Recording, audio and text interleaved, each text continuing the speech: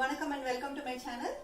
என்னோட சேனலை கண்டினியூஸா வாட்ச் பண்ணி லைக் பண்ணி கமெண்ட் பண்ணி சப்ஸ்கிரைப் பண்ணவங்களுக்கு ரொம்ப ரொம்ப ரொம்ப ரொம்ப தேங்க்ஸ். என்னோட சேனல்ல வர ரெசிபிஸ் எல்லாமே எப்பவுமே மைல்ட் ஸ்பைஸ் ரெசிபியா தான் இருக்கும். நம்ம இன்னைக்கு பார்க்க போறது கொஞ்சம் ஸ்பைசியா இருக்கக்கூடிய ஒரு மீன் குழம்பு. நம்ம இன்னைக்கு பார்க்க போறது சாமன் யூஸ் பண்ணி ஒரு ஃபிஷ் கறி. இந்த ஃபிஷ் கறி பண்ணுறதுக்கு நான் தக்காளி புளி ரெண்டுமே புளிப்புக்காக எடுத்திருக்கேன். நீங்கள் எடுத்துருக்கிற தக்காளி ரொம்ப புளிப்பாக இருக்கும் அப்படின்னு நினச்சிங்கன்னா நான் எடுத்துருக்கிற மெஷர்மெண்ட்டில் காமிச்சிருக்கிற புளியில் நீங்கள் பாதி யூஸ் பண்ணிக்கோங்க. மீன் குழம்பு பொறுத்த வரைக்கும் நம்ம செஞ்ச உடனே சாப்பிட்றத விட ஒரு 2 hours நல்லா குழம்புல அந்த மீன் ஊற நம்மளுக்கு ரொம்பவே டேஸ்ட்டு நல்லாயிருக்கும். நீங்களும் அதே மாதிரி ட்ரை பண்ணுங்கள். இன்றைக்கி நம்ம பார்க்கக்கூடிய மீன் குழம்புல நான் எந்த ஒரு அரைச்ச மசாலா எதுவுமே நம்ம யூஸ் பண்ணலை. நம்ம ரெடிலி அவைலபிளாக இருக்கிற மசாலாவை யூஸ் பண்ணி தான் நம்ம இன்றைக்கி பண்ண போகிறோம். வாங்க ரெசிபி எப்படி பண்ணுறதுன்னு பார்க்கலாம். ஒரு பெரிய வெங்காயம் எடுத்திருக்கேன். அதில் நம்ம பாதி தான் எடுத்துக்க போகிறோம். 3 பச்சை மிளகாய் எடுத்துருக்கோம். அதை நம்ம கீரி எடுத்துக்கலாம்.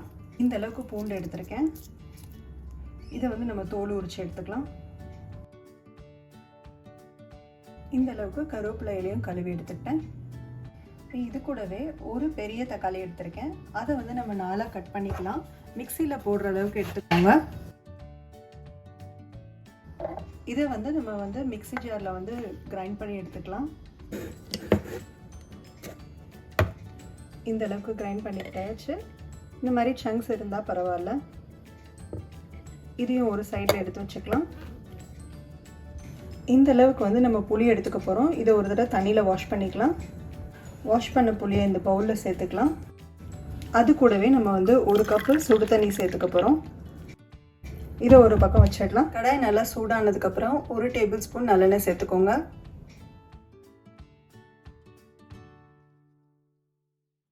நல்லா சூடானதுக்கப்புறம் 1 டீஸ்பூன் கடுகு சேர்த்துக்கலாம். இது கூடவே நீங்கள் வெந்தயம் சேர்க்கணுன்னா சேர்த்துக்கலாம். நான் இன்னைக்கு வெந்தய பவுடர் தான் கலக்க போகிறேன்.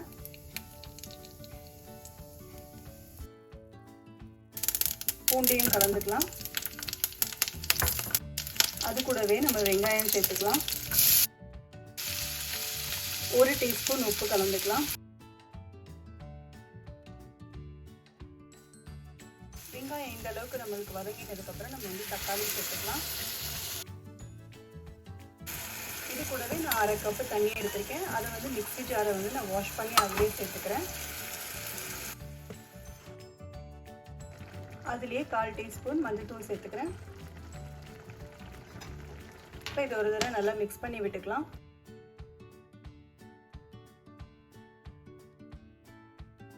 இது கூடவே நான் 3 டீஸ்பூன் வெறுமிளகாத்தூள் சேர்த்துக்கிறேன்.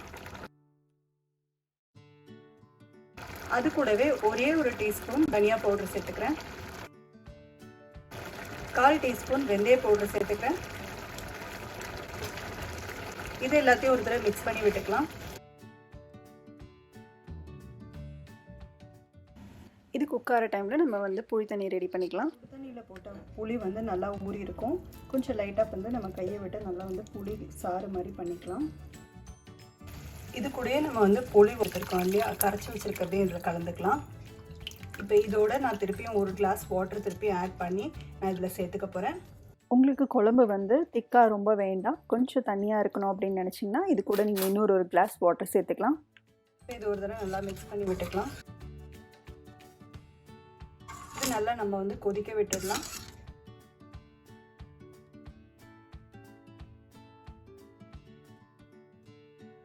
இன்றைக்கி நான் எடுத்துருக்கிற குழம்பு மெஷர்மெண்ட்க்கு 300 கிராம் நான் ஃபிஷ் எடுக்கிறேன்.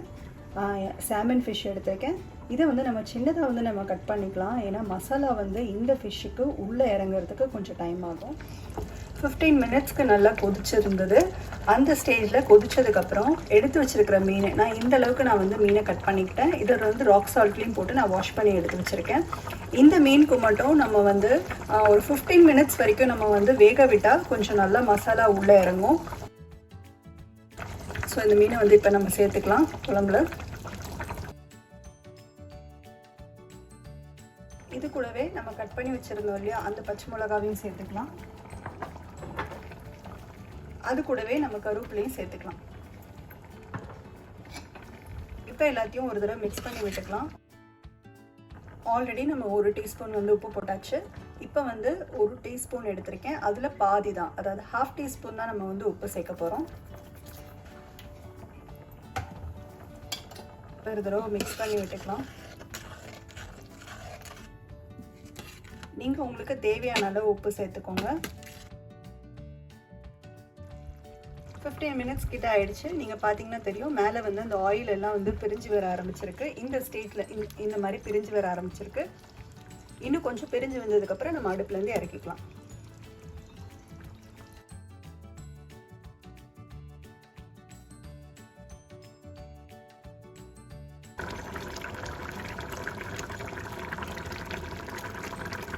இந்த ஸ்டேட்டில் வந்து நம்ம அடுப்புலேருந்து ரிமூவ் பண்ணிக்கலாம்.